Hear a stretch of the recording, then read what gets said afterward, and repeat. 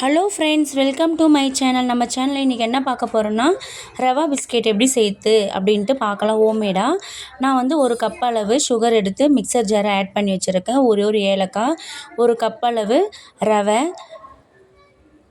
இதை வந்து நம்ம கொஞ்சம் ஃபைன் பேஸ்ட்டாக அரைச்சி எடுத்துக்கலாம். கூடவே வந்து ஒரு பவுலில் ஒரு கப் அளவு கோதுமை மாவு ஆட் பண்ணியிருக்கேன். அது கூடவே பிஞ்சு சால்ட்டு. இப்போ நான் ஃபைன் பேஸ்ட்டாக அரைச்சி எடுத்துட்டேன். இதை வந்து நம்ம கோதுமை மாவில் ஆட் பண்ணிக்கலாம்.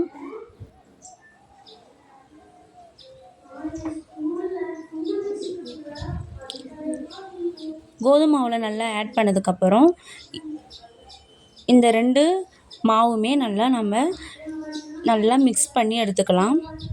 இது கூட வந்து நீங்கள் பார்த்தீங்கன்னா நெய் இல்லைன்னா டால்டா இல்லை ஆயில் கூட நம்ம யூஸ் பண்ணிக்கலாம்.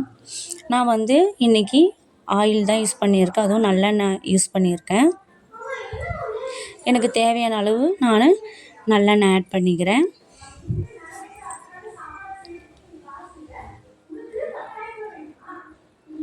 நல்லா கை விட்டு நல்லா சப்பாத்தி பதத்துக்கு வர அளவுக்கு நம்ம பிசைஞ்சு எடுத்துக்கலாம்.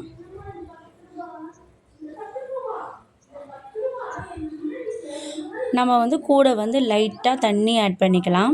ரொம்ப குழன்னு நம்ம பிசைஞ்சு எடுக்கக்கூடாது. கரெக்டாக சப்பாத்தி மாவு பூரி மாவு பதத்துக்கு நம்ம பிசைஞ்சு நல்லா எடுத்து வச்சுப்போம்.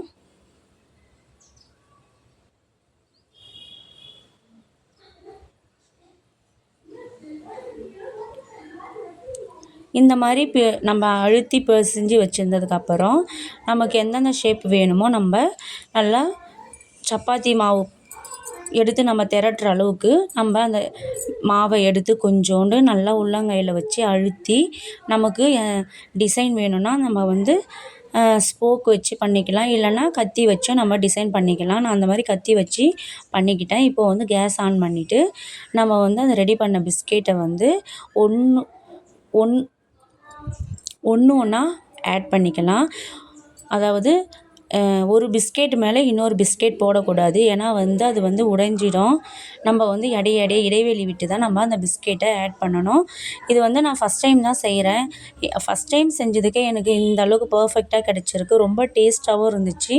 நீங்களும் ட்ரை பண்ணி பாருங்கள். நான் எந்த ஒரு பொருள் பார்த்தாலும் உடனே நான் வந்து ட்ரை பண்ணி பார்ப்பேன். எனக்கு வந்து எப்பயுமே ஃபஸ்ட் டைம் செய்கிறது எல்லாமே எனக்கு வந்து சூப்பராக அமையும்.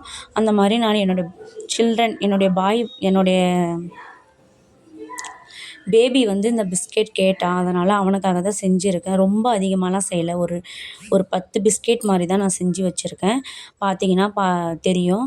நான் வந்து அதாவது நம்ம வந்து லோ ஃப்ளேம்லேயே வச்சு நல்லா வேக வச்சு எடுக்கணும்.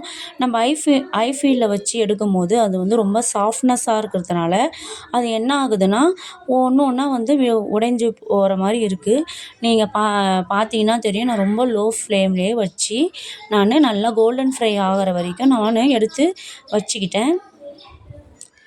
இப்போ பார்த்தீங்கன்னா ரெடி ஆகிடுச்சு. ஹோம்மேடாக நான் ரவை பிஸ்கெட் ரெடி பண்ணிட்டேன். பிடிச்சிருந்தா லைக் பண்ணுங்கள், ஷேர் பண்ணுங்கள், கமெண்ட் பண்ணுங்கள். Bye friends, thank you.